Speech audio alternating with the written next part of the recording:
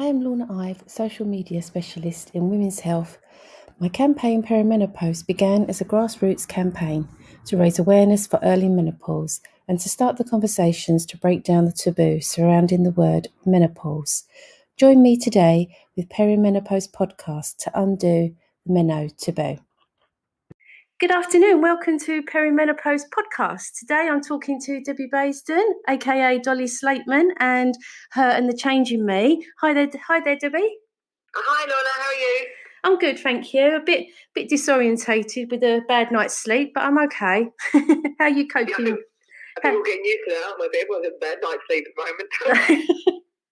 And you've been busy. You were mentioning before that you help at your pub. You've been providing food for people. Yeah, well, what we're kind of doing, it's really weird for us, obviously, because the pubs are told to shut off, correctly so. Mm-hmm.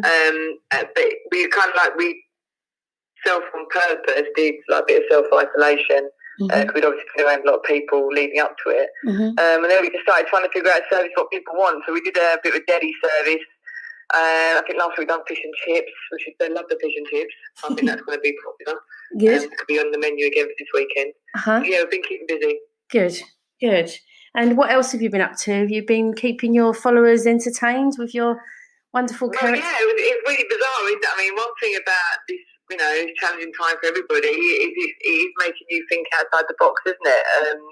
So I started doing, I made up a concept called Brit Pub Live, and it's like we do a quiz at the pub anyway. But what I do is to keep on, with Dolly and the other characters that I've been introducing. And I've created this quiz for, I really do have a lot of time for refuge, especially with domestic violence increasing throughout this time. Yeah. Right. And I wanted to find a way to raise funds for them. So I did the quiz, and now we sort of turned it into a little broadcast, really. We've got Dolly comes in, does a party public and broadcast. But obviously the hospitality has been hit massively, and everyone has. There's no one's been worse than anybody else. But I think with the hospitality trade, what's going to happen in the future? How will we do social distancing in the future? Yeah. So it's just a way of really keeping myself creative and involved, I guess, really, with people. Yeah. Oh, good. I'm going to tune in. I'm going to have a watch. Yeah, it's quite funny because I've never done that before. I mean, I've performed live, but I think with the actual on the live stream, you have to use the comments you get back as the audience. So they're sort of commenting back. The only thing is there is a bit of a 15-second time delay. So it can go a bit like Doctor Who-ish at certain points. Oh, well, I'm going to have a look at that. It sounds really good fun. Sounds really good. Well, I'm laughing. I don't know anybody else. And Debbie, can you tell us about your journey with menopause, perimenopause, and how you come to get involved with your characters that you've created and how you've got into what you're doing to create menopause awareness? Yeah, I guess I came to performing quite late in life, and I've always been involved with the licensing trade. And it just out of the blue, I started doing, that's a lie, I did do a film history degree in my late 30s, and I never went back to it. So I always had like a little bit of a flair for writing, I suppose. And I always had this character in my head, a publican, a female pub landlady. I guess really Dolly's a bit like with Bette Lynch, Cat Slater, and all those Peggy Mitchell and all those kind of real life characters you get on soap. And I've met Dolly Slateman, didn't I? I met you. Yes, you did. That was hilarious, wasn't it? And we generally thought that you were the pub landlady there.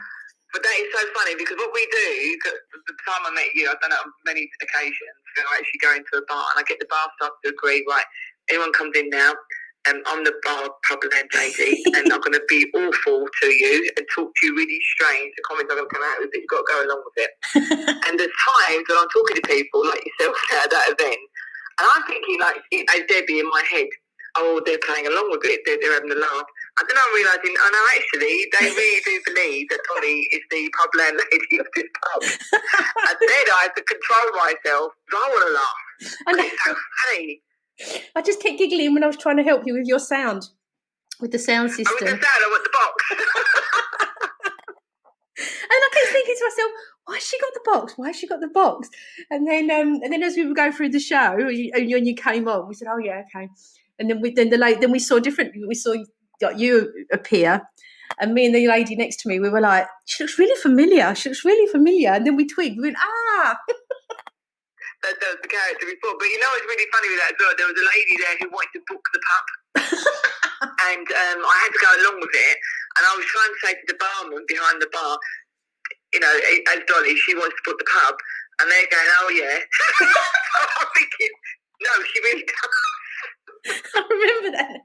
And then the lady came to me afterwards, and even when I was being Debbie, she still didn't tweet that I was actually the character Dolly beforehand. So funny. It was like a slap around the face when she realised who it was. I think she was quite annoyed. Oh no, you were brilliant. Sorry, I interrupted you there. You was telling us about how you got into the. Yeah, well, really, I guess really it was a childhood thing. I always wanted to do performing, and then I think the older you get, you start to think, oh, you know, well, it's never going to happen. Or I just don't think you give it any much thought as you get older. Yeah, you just go for it. Yeah. With me, and I really do believe now, looking back, it was obviously the changes in my perimenopause and leading up to my menopause that you start to realise that you have got a certain. And I'm not being morbid, but there are a certain amount of years you've got on this planet, obviously. Yeah. And then maybe you start thinking, oh, maybe I'd like to do this, I'd like to do that. But then when I started developing the character Dolly, it became really important that I did do it. So by the time I actually got round to writing the show, Her and the Change in Me, Dolly had been out for a little bit, maybe a couple of years. But then I started looking at it, I thought, no, Dolly has given me now so much confidence to actually perform as myself. Because in the show, Her and the Change in Me, I'm 4 people. Debbie introduces it, and then there's a judge, a doctor, and these are all, I call them my alter egos, and they're obviously all people that I've had to rely on to get me through the menopause. I love it. I think it's good. Well, the idea of it as well was that I wanted to bring a bit of education into it as well, because I didn't know anything about it. And I had actually tried to start doing a teaching career, because I always wanted to teach. And what a maniac thing to do that was. Kids on menopause. Yeah. The attention span of a gnat. And it was like, and I'm trying to teach young people, you know. But thank God I've gotten great with my kids. So they were telling me when I was having a hot flash. I think they told me I was going through the menopause before I realised. And yeah, so really the show becomes a bit of a homage to Dolly. Yeah. To say thank you for doing that for me, because I hated Dolly at first. When I started doing Dolly in the beginning, I thought, what am I doing?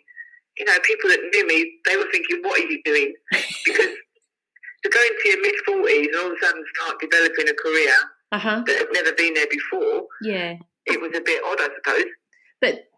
But do you think, though, people, when they get to sort of perimenopause, menopause age, they just sort of live life a bit safe, and they just want to, you know, they taking that plunge, taking that chance, that opportunity. Some people just don't grasp it. They don't see beyond the menopause. They sort of think once the menopause comes, that's it. Yeah, and I think that's the danger that we have. I think there's a generation now that are dealing with menopause and talking about it as you do, as I do for the show. And they've got a responsibility now. Is that there's a thin line between making the menopause as a topic that people are just moaning. Yeah. And then there's a thin line of there's making the menopause positive and creating a new way of thinking. Yeah. And I think that's what I try and do in the show is to, I did go through an awful time. I really did. And, you know, I think you spoke before, and I was saying that when I did go, and there's another thing as well, is everyone's individual with the menopause. Yeah. Yeah. So I avoided HRT for a long time. That was my personal choice. I did actually end up having HRT, and again, that made me think I did feel a lot better. But then that was my choice to do that. There are risks, there are minimal risks, but there are risks. And I think women just want education now and knowing everything about it. Yeah. So rather than just get to your menopause age and think, right, that's it, life's over. Yeah. I think the more you're equipped with information and knowledge, you know what to expect. Decisions. Yeah. I think that's what needs to be done. Is people need to realise it is a very individual experience. and how they can develop themselves, or don't just give up on life because you're going through your menopause. And I think that's been the kind of like way of thinking in previous generations. Don't give up on life, but there's so much more now women can do. I think that there's more choices on the table. Yeah, and we're going to be working for much longer. Yeah, exactly. And we need, and our health, we've got to value our health to get us through that. Because, women are leaving careers because of menopause. So it's got to be addressed. It's got to be accepted more and talked about more for women. And commercial as well, isn't it? When you think about it, women there's a certain group of women that have got, well, they did have before coronavirus, that place was set. Yeah. But they do have more money in their purse than they've had previously. Yeah. So there's, from a commercial, there's a market share there. Yeah. That bigger companies are actually, recognising. Yeah, definitely. And so your menopause journey, how old were you? Did you perimenopause early or later? It's with me because when I was younger, I had quite severe endometriosis. So I had about 7 knots when I was younger, and I had hormone replacement. I think just after I had the oldest child, and that's why I was always really against any HRT or anything like that. Because I had a terrible time then in my late 20s. But my menopause, my perimenopause, was probably going on for a long time. But we were building a house, and as you do in life, you just do more and more things, and you get more stressed out. Yeah. But it didn't really hit me till I was, I think, literally, I stopped my cycle 1 month, and that was it. I finished. Wow. But it was like wham. My brain fog was awful. As I said, I started doing teaching. I put on unbelievable amount of weight. Yeah. I just kept piling weight on. And I just didn't feel like me. I felt like someone had nicked my body. Yeah. And it was like a sack of potatoes. Oh, you don't look like that. That's what it felt like. It's like there was a couple of brain cells still left in there somewhere. And I was just reacting. I was just like muddling through a day. Yeah. Rather than plan anything or go to look for. I just didn't enjoy anything. Didn't enjoy a meal. It was just coping. I just found out coping strategies. Yeah. And I knew there was something wrong. And so and I think for me at the time, I was obviously expressing myself through doing stand up, which was something I never thought I would do. And how did you get into the stand up side of it?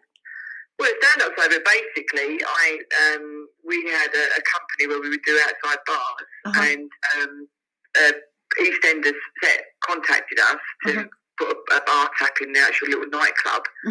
I only answered the phone, but I got so excited.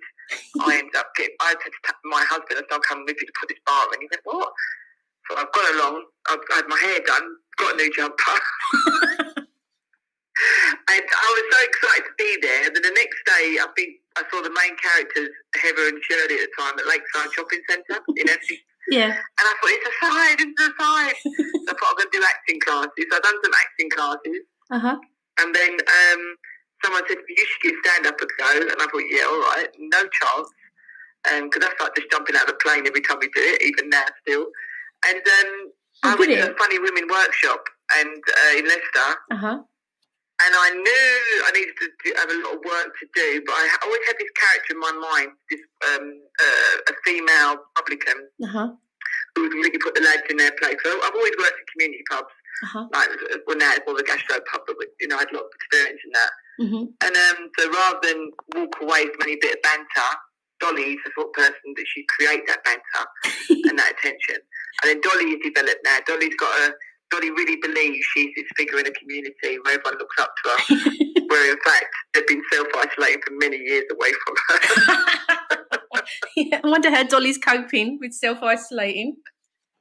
Yeah, well, that's where Pub Live comes in. So Dolly really believes now she's a figurehead in the hospitality world, and they need to refer to her for advice and experience that she's got. Still a part of the community. Come out now as a party publican broadcast. Can you describe Dolly, like how she looks and? So Dolly, she believes she's constantly tells people she's natural looking, although she wears a hairpiece, long hair. Not that there's nothing wrong with hairpiece, like that. But Dolly will. Yeah. My niece put it down to me many years when I first started doing Dolly about 7 or 8 years ago. I was acting like an older woman. Uh-huh. So my niece said to me, "Why don't you try and act like a younger woman?" And I realised, yes, because I'm kind of older. Uh-huh. But it was. So the idea of it is Dolly is constantly chasing her youth. Uh-huh. But she's kind of like, she really believes she's like this seductive Pocahontas character. She's so funny. Everyone's answered everything and is a fountain of knowledge. Yeah. Oh, and you've done some shows, haven't you? You mentioned that you did a show just before the coronavirus in Chelmsford. Yeah, we did. About when did I start doing Her and Change of Me? I think I told you this actually. Basically, Her and Change of Me is a project I started with Leicester University. Mm-hmm. So I spoke to them about it because it was a way of engaging with public, whilst entertaining, but also whilst talking about an educational slant of the menopause. Mm-hmm. So hence the judge and doctor comes in because they're talking about the judge brings in about facts about employment, and the doctor talks about the actual body itself. I mean, I went to see Menopause the musical, and although, I kind of enjoyed it, I didn't get a lot out of it. I didn't learn anything. Yeah, I haven't seen that. Yeah. Yeah, I didn't learn anything from it. So it was like, it was lovely little sing song, a bit of a good feel-good moment. But no, I thought at the time I needed someone to tell me, well, this is what's going on in your body. Yeah, no, it's good. This is good why idea. You feel like that. Good way of getting across to people, I think, especially. I mean, I loved it, my age group, when you did Dolly. I thought it was brilliant because there's all the things that you want to talk about but no one talks about. And you was all sitting there laughing. Exactly, and Dolly will bring it up. Dolly will talk about driver and, oh my gosh, she does not bang on about driver to the public bar. So it's kind of like that shock, horror, what the hell has she just come out with? But she talks about it so naturally to be normal. Which is what it should be, yeah. Yeah, because she wants to, she's so in your face anyway that why wouldn't you know about my vagina? That's how she would think. But obviously we know that in social terms we don't. Women don't do that, yeah. No, of course they don't. And the thing is that some people haven't got other people to talk to about it though, have they? And I think no, of course not. And see, that's even in the show. I talk about that. I do a bit of poetry in the show as well as Debbie. Yeah, and I like the whole idea that is that you do talk on social media. You do, but again, it's down to that self-ownership of your menopause, and you have to find ways. Yeah. There are advice groups out there. There are people you can speak to, but they won't come looking for you. Yeah, you've got to. I think it's more out there now, but I think a while ago it wasn't so much easy for women to find help and support. It was sort of more aimed at older women, much older women. But I think so much has been done now that for our age group and younger women, and hopefully older women, there's as you say, there is support out there, but you've got to go and find it and join in. Yeah, definitely. But there was a big, even now, I mean, I think people like yourself and myself, where you've been quite entrenched in it for some time, all of a sudden I forget that other people don't really speak about it that much. do you know what I mean? So when someone, if I talk about it and then I see someone shocked, I say, oh my God, you have to shout there, because they're not, they're not like talk about it. The blueness is still there. Yeah. Whereas I still get a bit of a shock sometimes when people don't realise what all the symptoms are. Yeah. Yeah. Because I've been about it so much now. I've done a lot of research with Leicester University and things like that, and I wrote the show about it. About pulling on all this research. So all of a sudden, I know these things now, but I guess my job now, I see it, is getting other people to know these things, and it's totally normal, like you said earlier on, totally normalising it. Yeah. Yeah, definitely. I think it's great. I think your show would appeal to younger women and older women. I think we just got to get you out there. We need to get you out there. Yeah, and I had tried to do that. I had tried to write the show that it does, and even to men. I mean, when I first did Leicester Comedy Festival, fringe shows were, they're really small, about 30, 40 yards, whatever. And there was, I remember I could just see make out through the darkness, and there was about 6 couples in there, like partners, men and women partners. And these lads were like really going forward I thought to myself, my God, you really thought you were on your own.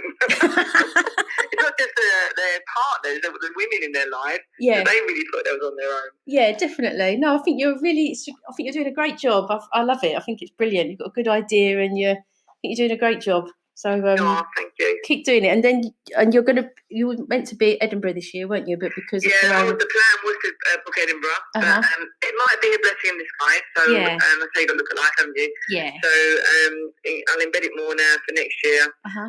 I just performed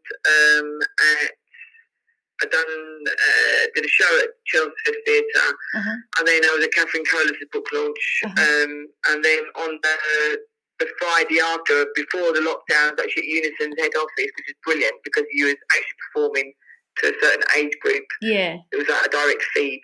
And how was that perceived? Was it? Yeah, brilliant. They absolutely loved it, Laura. It was a very diverse group as well, so it was great. Yeah, you know, it's there's a tiny bit of swearing in the show because I talk about Tourette's, because you do develop Tourette's. I don't care what you say, but my kids. I know. So it's kind of like, and I always when I do a gig like that, I worry that they're gonna take it personally, but it's not. And I always do this kind of like mini apology before I start. You know, it's not awful, but look, there is a reference to, because that's real life. And I thought, if I don't do that, I'm not doing real life. Yeah. Definitely. And what would you have you had? What's your best Menno moment? You know, like have you? Well, a best menopause moment. Yeah, you know, like you forgot where you put your keys, or. I would say on my 50th birthday, teaching the naughtiest group, having a hot flush. Oh. And just trying to communicate with them, I think, really, without. I think one of the kids said to me, one of the students said to me once, you should count to 10 deck stress levels. Oh. But they were so good. They were so lovely, my students. Oh. It was it's the naughty ones, but it was a moment of thinking, it's like control, isn't it, really, when we're losing control? Yeah, yeah. But there's been so many. Well, that's a good question, Laura. Because there's so many. I know, mine was always, I just remember going like to Sainsbury's, doing the food shopping, you know, and they whiz it all through really quickly, the checkout systems. And I was trying to do it, and I was trying to get it in. I could feel myself getting hot. And then I started doing this. And then I just couldn't stop laughing. Because I thought, oh my God, I sound like my mum. I think I've reached that age. Yeah, you do. You do, don't you? You really do believe that you turned into your grandparents or your grandparents for a little while. And I was like, my God, my nan makes that noise. My mum makes that noise. Oh. And I thought, maybe it is the menopause. Maybe it is the menopause. That was for me. But and after that, it always just gave me a giggle. I'd always get the giggles because I could feel my body going, So that was my. I just realised what mine was. I think it was more perimenopause. It was obviously happened a few years, and the boys were younger, and I'd take them to school. And the amount of times I'd walk along with one of the other mums from the school, and I would have walked a good 10 minutes, and I'd say, I'm really sorry, but I parked my car about 3 streets the other way. But that happened more than once. And at the time, I probably didn't realise it was the actual menopause. Yeah. And what advice would you give to a younger you before perimenopause and menopause? Oh, that's a really good one as well. So to a younger me, yeah, I would advise you're gonna get to a stage in your life, and you're gonna have a bit of a blip. Yeah, but you're gonna get through it. Yeah. And then when you do get through it, you'll be able to look at life in a completely different perspective. Yeah, oh, it's good advice. I like that. I really like that. Yeah, lovely. And I think that's what we're not told about, because you really, I mean, I did, you really believe everything's going hunky-dory. Most cases, your children might be getting off hand, or your career just starting to develop nicely. Yeah. And all of a sudden, this thing comes along. And it just knocks you sideways a bit, doesn't it? But at the time, you think you're never going to change. You think that is you for the rest of your life. Yeah. And it really isn't. And that's what we need to let women know. It really isn't. You just got a bit of a blip going on at the moment, and you will come back on track. Yeah, it's to sort of look forward to as well, isn't it? Look forward to the change you're going to have. Look forward to the confidence you can regain, and look at life in a completely different perspective. And do you feel? I mean, you do your shows. You feel your confidence has improved with menopause? Do you think, or do you think it's just that element of, I just don't care, I'm just going to do it. I think the menopause gives you that, doesn't it? It gives you that sort of... Yeah, well, I think it makes you look at life in a broader scale. Yeah. In a sense, because all of a sudden you think you've got life sorted. Yeah. You think you know what you're doing and you know what you're talking about. And it's like something comes along and, like you said, knocks you sideways. But it makes you have to develop different techniques to actually get on. It's like in the show, when I first had to perform it, I had a massive really bad panic attack. So I had a really bad panic attack, thinking, "Oh my god, how am I going to remember all this information?" I was going to say, have you when you learn your script, what have you found that hard to manage with when you get, like, if you get a brain fog, or, as you say, the anxiety and the panic part of menopause? Well, basically what I did was I drew the whole show out in pictures. Oh yeah. That's what I did. I drew the whole show out in pictures, and then I thought, well, why not? And even now I know the show by heart because I've performed it a few times.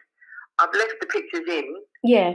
Because it's not about being perfect and doing something like 100% you should do it this way. Well, no, you had to develop yourself by using different skills. And I think with the menopause, you're having a hot flush.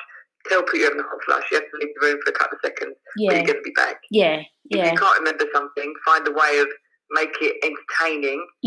So I literally done this unconscious stream of images, and now they stay in the show and people love it. Yeah, I remember them now. They were good, and also, and as you say, you're still educating people because what you're talking about. If you've got it in the pictures as well, it's a visual.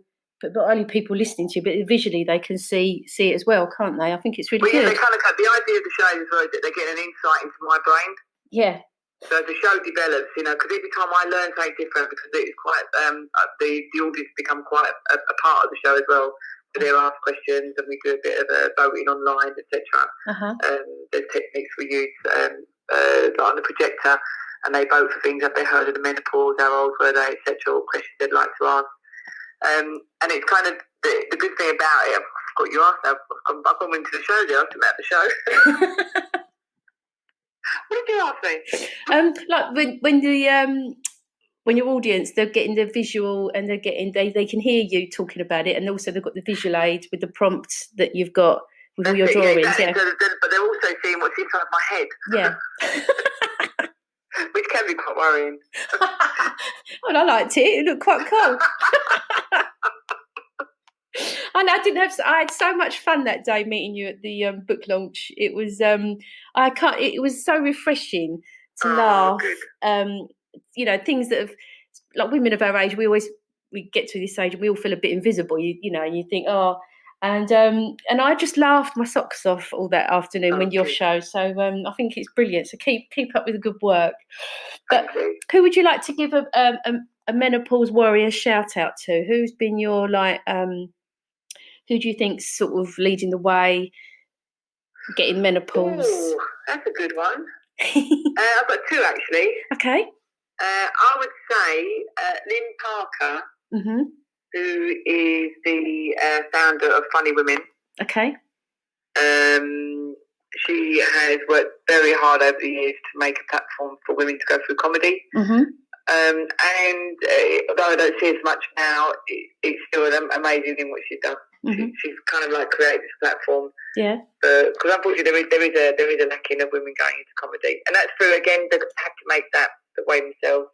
And I can't remember her name now. It's Caroline Doctor.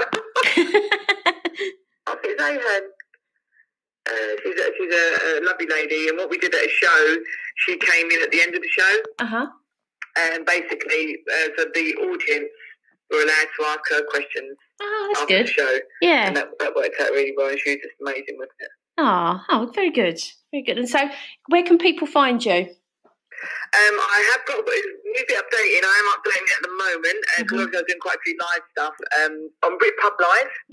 So if you go on the Facebook, at the moment it's only on Facebook Live, but we're looking at going on YouTube. So it's at BritPub Live. At BritPub Live, yeah. And that's on Facebook. And then Her and the Change in Me has its own website with blogs on there. and some stuff about Molly, etc., and me. Okay, and you're on Instagram and Twitter as well, aren't you? Yeah, on Instagram and Twitter. Okay. But you forget how many accounts you have to have now. So I've got me, Debbie, and I've got Dolly. Uh-huh. And then I've got Britpop Live now. I don't know where I am. I think you need me helping you do your social media. Yes. I'd love to. I would never ever go, what's the word I'm looking for?